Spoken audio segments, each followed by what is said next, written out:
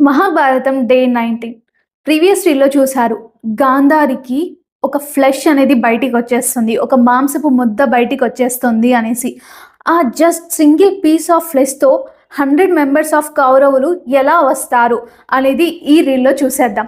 So, బేసికల్‌గా ఆ flesh చూసిన వెంటనే గాంధారి భయపడి ఏడ్చేసి వ్యాస మహర్షిని పిలిచేస్తారనమాట.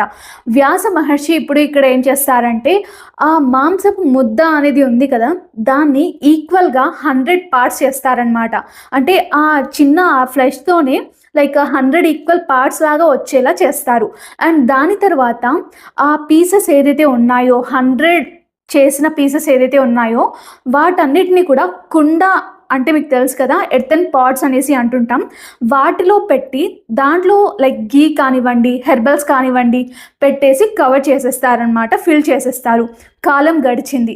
దాని తర్వాత ఆ పాట్స్‌లో ఒక లైఫ్ అనేది డెవలప్ అవ్వడం స్టార్ట్ అయిందనమాట.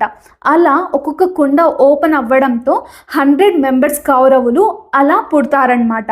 అర్థమైంది కదా! నెక్స్ట్ రీల్‌లో అసలు మహాభారతంలో ఏమవుతుంది అనేది చూసేద్దాం.